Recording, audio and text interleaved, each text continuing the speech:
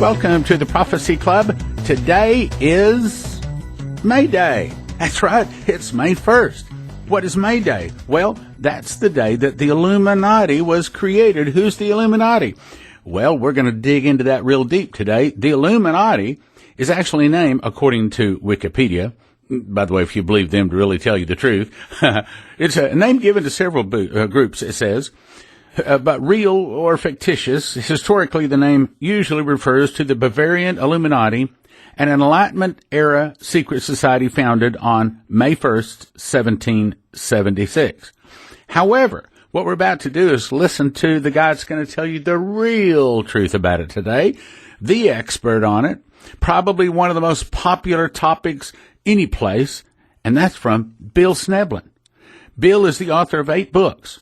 He was a satanic and voodoo high priest, a second-degree member of the Church of Satan, a New Age guru, an occultist, a channeler, a 90th-degree Mason, a Knight Templar, a member of the Illuminati. He taught astrology, tarot cards, astral projection, and so you say he's a Christian? Yep, Jesus got a hold of him, he's a Christian. Now, before we go in to listen to him, I have some real important and exciting news to share with you. We've been waiting to be able to share this with you for a long time. WatchProphecyClub.com is now live. As you may have heard, the internet is not a reliable place to build a Christian ministry. Many have been closed down for some ridiculous reasons, which many believe was actually discrimination because they were a Christian ministry. Now, we've all known that the day would one day come when Prophecy Club's information, whether it's audio, video, or website, is all going to be pulled from the internet. You certainly don't think that the Antichrist is going to let us stay up there, do you? Well, we can't spend years building a Christian ministry to be left in the hands of the devil, only to have it pulled or killed to their discretion. So, here's what we're doing.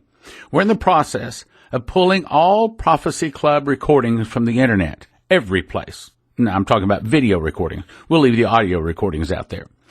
To build a continuous source for people to be able to continually access our videos so that they can't be turned off, we have now launched WatchProphecyClub.com, brand new site. It is a program to allow you to watch Prophecy Club titles without interruptions or commercials. Currently, it has 160 of our titles up on it, more adding every day. Eventually, it'll have over 300 titles. Would you give a monthly gift of $100 a month to watch over 300 titles? That's over $10,000 worth of Prophecy Club titles if you were to buy them all individually. Would you give a monthly gift of $100 to be able to watch them anytime you like? Well, my son and I discussed this for a long time, and we've decided to do something crazy, to offer a crazy low introductory rate, not $100. Would you give $50 a month to watch any Prophecy Club title anytime on any device? That's right, computer or your cell phone or your tablet or whatever it might be. Well, we've done even better than that. The introductory rate that we decided to offer for a limited time is a ridiculously low gift of only $20 a month recurring monthly subscription. Now, yes, we do expect the rate to rise. We don't know exactly when that's going to happen. However, you can also get a 1-year subscription of $200, which recurs yearly. And none of this has a contract. You can cancel anytime you want. But, of course, your best deal is to get a yearly subscription. That way, it'll lock in a rate. Even when we go up, your rates will stay the same. It's WatchProphecyClub.com. Let me say this again. A gift of $20 a month, recurring monthly subscription, allows you access to over 300 Prophecy Club titles on any device, anytime you want. Only $20 a month to access all of them? Yes. Some 24 years of DVDs, videotapes, all recording, now available, WatchProphecyClub.com. Yes, the software company is continuing to work on building watchmanstrumpet.com, which will be a video email program.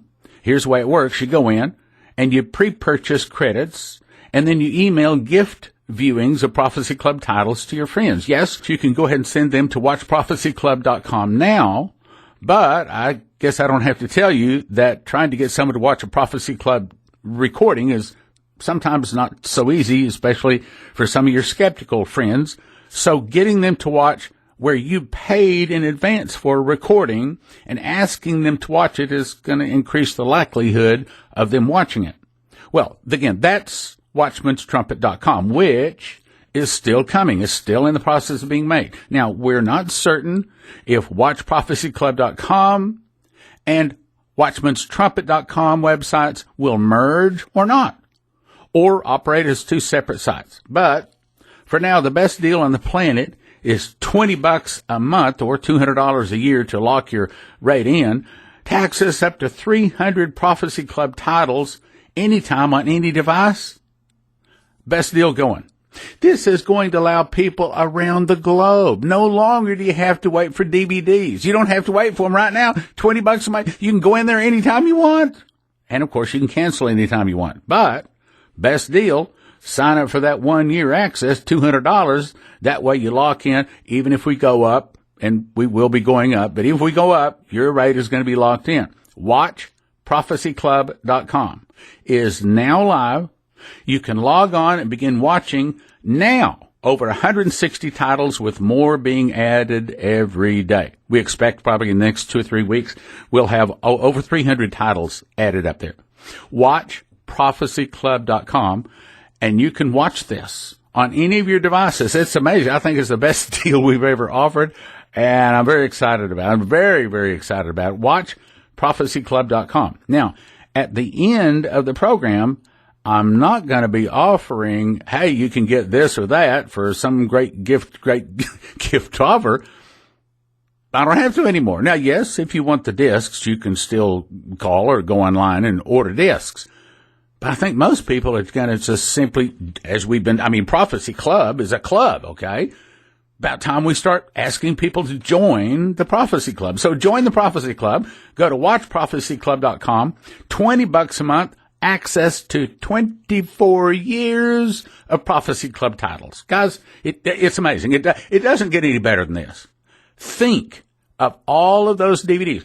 A lot of them that you probably never even heard of.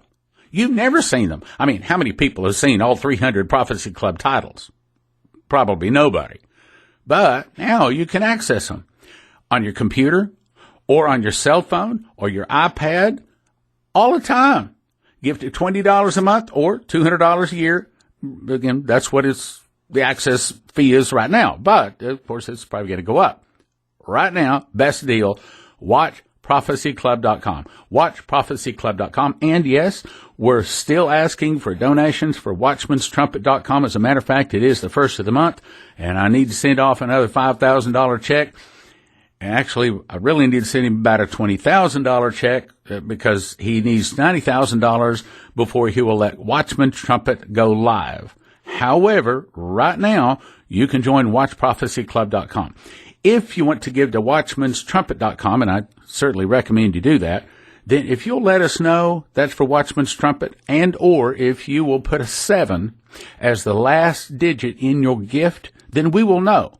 That one's for Watchman's Trumpet, and right now you're going to get double credit for the credits when Watchman's Trumpet comes online. In other words, you give about $1,000 gift or more, and you're going to have unlimited emailing. In other words, not only are you going to be able to watch Prophecy Club videos anytime you want, but you will be able to email unlimited numbers of those to all of your friends, not just across America, but around the globe.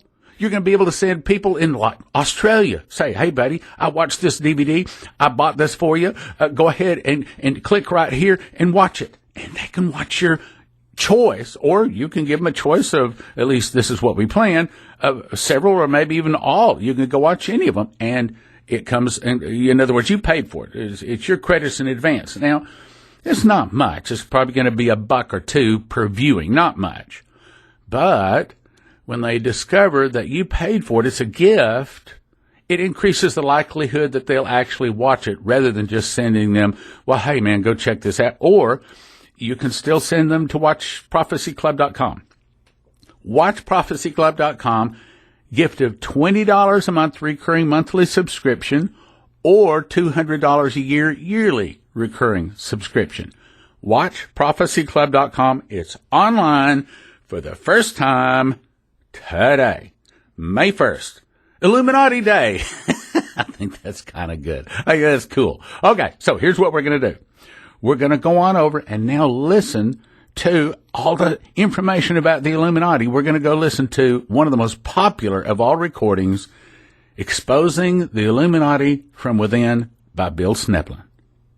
It is great to be here. And I was very excited when Stan offered the opportunity for me to redo this because a lot of new stuff has come out, a lot of new abilities to produce things that weren't around. It's just amazing the technological things that have happened in the last decade. So I'm real excited about it.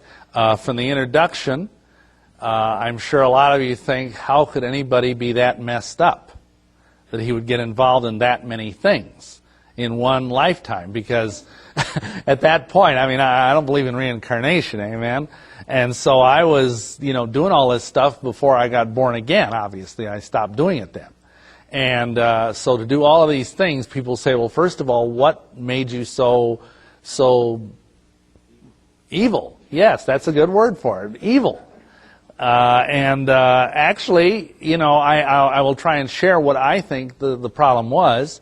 But I had very good parents. I had no excuses from that standpoint. I mean, I wasn't one of these poor kids that was beaten or locked in a closet or anything like that. I was, very much a Leave It to Beaver kid growing up. In fact, that was my favorite TV show. Not that had anything to do with it. But a couple of things happened. And the first one was essentially that I was out doing the trick-or-treat thing. And back then, I was born in 1949, so we're talking like probably 1959, 1960. You never heard anything about Halloween being bad back then.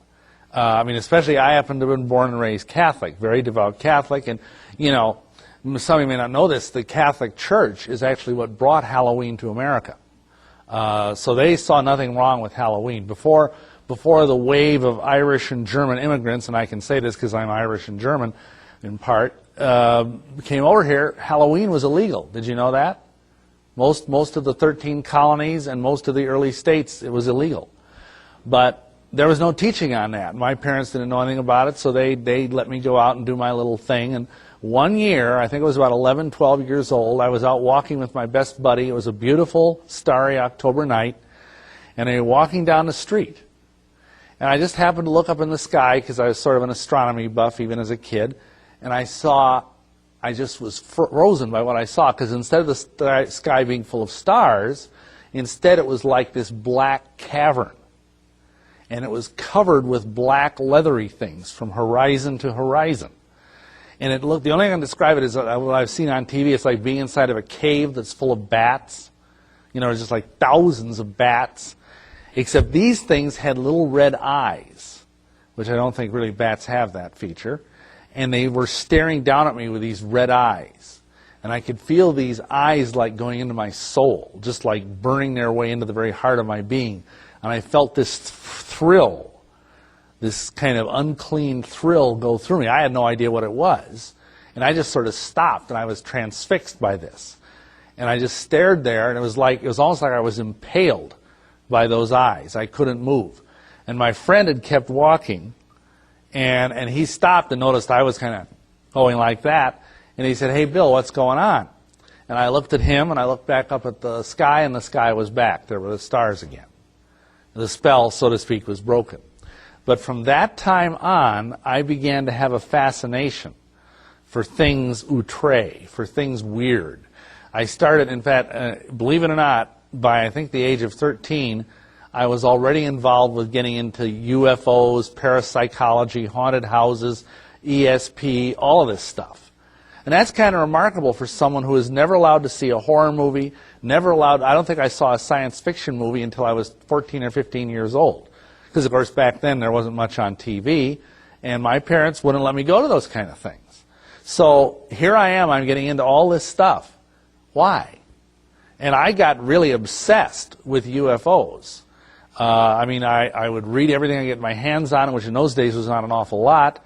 I was a member of NICAP, which is the National Investigations Committee on Aerial Phenomenon, which is one of the earlier UFO organizations.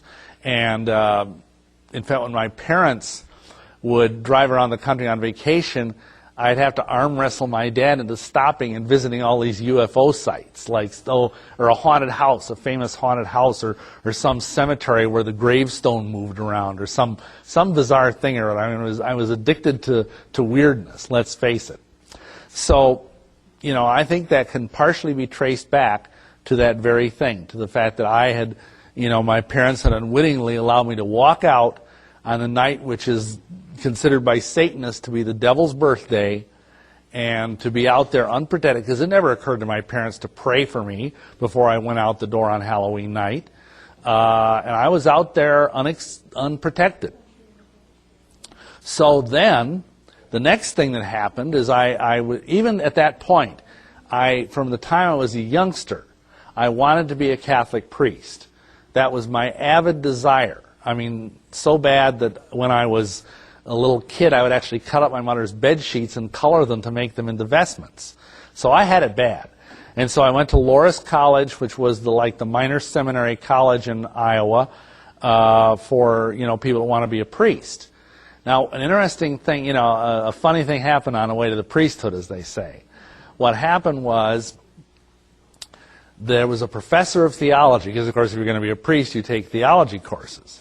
And there was a professor of theology, a layman, who nevertheless had a PhD. And he started telling us all how, first of all, got to understand this, the Catholic Church teaches that the priest is another Christ.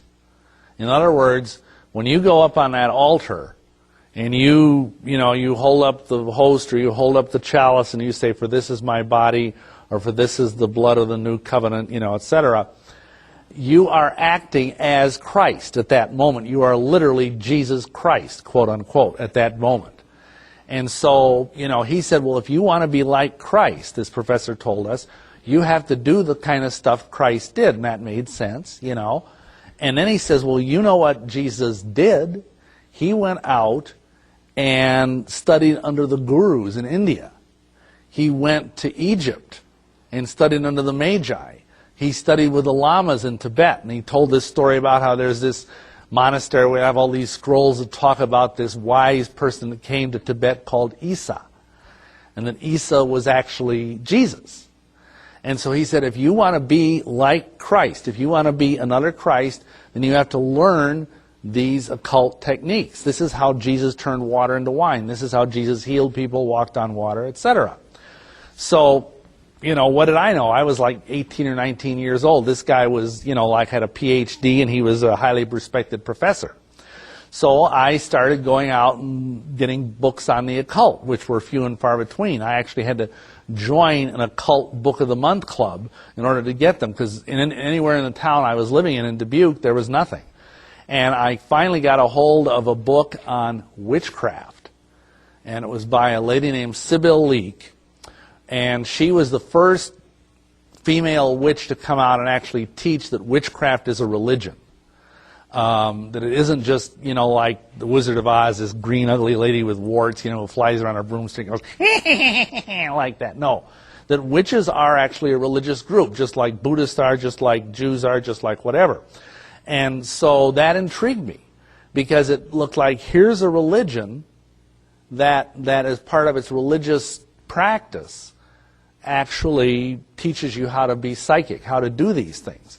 And especially when I read in some witchcraft book that Jesus was a witch, that he had his coven of 12 apostles, and because there's a coven of 13, that's the size of a witch coven, and that each of the apostles had a working partner who was a woman, and that Jesus, of course, had Mary Magdalene.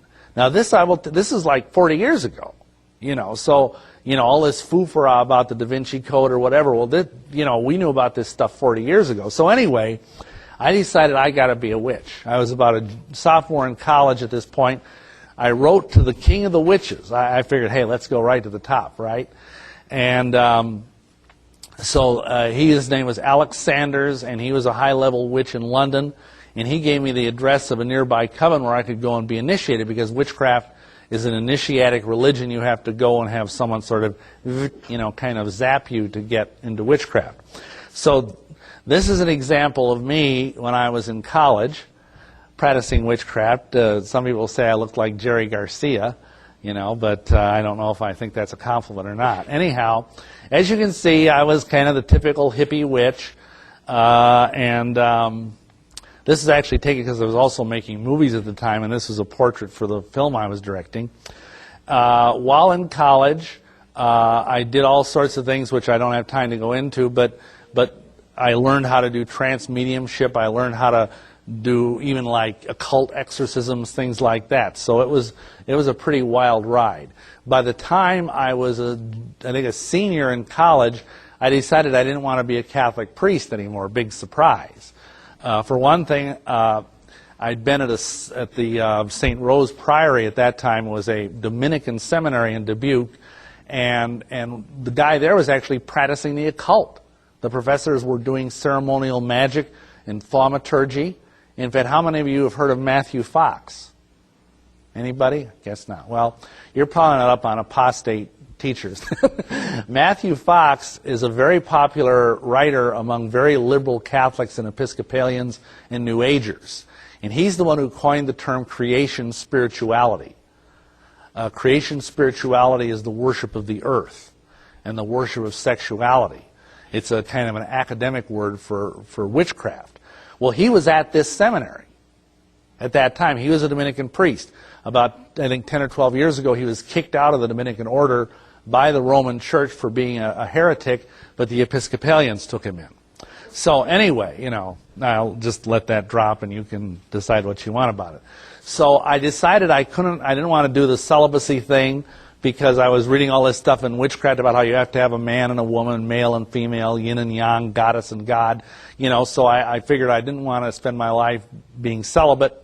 And so I took a leave of absence when I graduated from college, and instead became a music teacher. And oddly enough, in a Catholic school. So here I was, a practicing witch, teaching music in a Catholic high school. And I had a pentagram around my neck, and I wore it on top of my necktie and everything every day to work. And I taught the nuns how to do yoga and astrology, and I was giving tarot card readings at the church fairs to raise money for the school. And can't imagine why they ultimately fired me, can you? Anyway, they only fired me after I raised so much money for them. I don't know. Anyhow, along the way, while I was teaching there, I was doing all this magic because I needed a working partner. I needed a priestess. And I ran into my wife. This is a picture taken of her at that time, Sharon. And I put some of these pictures in here because some people have claimed I really don't have a Sharon. I just made her up to make me look better. Because they say, well, she never comes with you, she never speaks, whatever. And I say, here she is, this is Sharon. So, now you know what she looks like. At this time, we already had a coven of 6 members. This was in 1972. This is a picture of me drawing down the moon on Sharon. That's a ritual that's done where basically you believe the moon goddess comes down and possesses the high priestess of the coven, and then she speaks like an oracle to the people. That's done every full moon. This is our wedding. We were married in 1974 in a witch wedding. Our wedding cake was a Vulcan Idic, for those of you that might have been into Star Trek at some point. That's the sacred symbol of the planet Vulcan. And we, of course, blurred out the faces of some of the people present because we didn't want to have them get mad at me. This is our wedding portrait. The guy in black there was one of the major leading witches in Milwaukee, although this actually was done in a park in Dubuque. You can see we're both kind of the quintessential flower children, with flowers in our hair and green robes and all that kind of stuff. So that was, and then at that point, we went and went down and studied in Arkansas for a while under the Grand Master Druid of North America. And he's the one that actually taught us a lot of the other things we needed to get into, because he highly recommended that I should get involved with Freemasonry, that I should get involved with Mormonism if I had an opportunity, that these were organizations were full of occult Luciferian knowledge if one knew how to manipulate it. This is a post-wedding portrait of Sharon. I just put that in there because I'm so proud of my wife. It doesn't have anything to do with the occult, but I just think she's a cutie. Anyhow, still do. Anyway, so we moved to Milwaukee in 1974, because there were 80 people there that wanted us to train them how to be witches. And so we went there, and partly because I couldn't get a job in Dubuque, it was a bad period in the economy, and so we had class after class after class where we were teaching people witchcraft. And we were the ancillary stuff too, astrology, tarot cards, mediumship, parapsychology, astral travel. And we just, we were virtually a little free university. We'd have a semester, and we'd have about 10 or 15 people. We'd train them, and then we'd run them through, and then and I see you can only have 13 members in a coven. And so we set up 2 or 3 different covens, and Sharon became a witch queen, which means someone who has a high priestess who has several covens under her. One of the people in the coven at that time happened to have a dad who was the junior warden of a Masonic lodge in Heartland, Wisconsin. Now, a junior warden is like one of the top 3 officers in a local Masonic body. And so I thought, well, this high-level druid, the Grand Master of all druids in North America, whose name, oddly enough, was Eli, he said if I ever had an opportunity to join the Masons, do so. So I had said, well, can this guy get me into the Masons? And so he did. And you see there, that's my certificate for, I don't know how well you can see it, but all of these things are in my books if you want to see better documentation. On March 24th, 1977, I was finally raised to the sublime degree of a Master Mason, which is the top of the Blue Lodge degrees. Subsequently, I went on and went through York Rite, went through Scottish Rite, and went through the Shrine. So basically, I did essentially everything one could do in Masonry, and even some stuff that most people can't do in Masonry, as we'll see later. Along the way, now this might seem a radical change of direction. And unfortunately, I've got to break in right there, but I do encourage you, go to watchprophecyclub.com. It's now live, watchprophecyclub.com. You can sign up, $20 a month, recurring monthly subscription, and watch now over 160 titles, and within a few weeks, over 300 different Prophecy Club titles. All for a gift of $20 a month or $20 a year. Yes, we do know that the gift amount is going to be increasing, but you can lock it in by going ahead and getting a 1-year gift of $200, recurring yearly subscription, and lock in the amount. You can watch all of the Prophecy Club DVDs, 160 titles now, eventually to 300 here in the next few weeks. All of them, anytime you want, for a gift as low as $20 a month. Yes, it's going to go up, but at least $20 a month. That's the introductory offer, or $200 a year recurring yearly subscription. WatchProphecyClub.com. WatchProphecyClub.com. I think it is the best deal I've ever seen. Yes, we're still looking for gifts to help us get Watchman's Trumpet online. That's a different video email program. But right now, WatchProphecyClub.com is live online. You can immediately start watching for a gift of $20 or more. Oh, by the way, you can cancel within 3 days, or actually you can cancel anytime you want to. $20 a month, recurring monthly subscription. Now watch over 160 titles, eventually over 300 Prophecy Club titles. Wow, what a deal. WatchProphecyClub.com. WatchProphecyClub.com. Thank you for listening. Thank you for your prayers, and thank you for your gifts of support. God bless.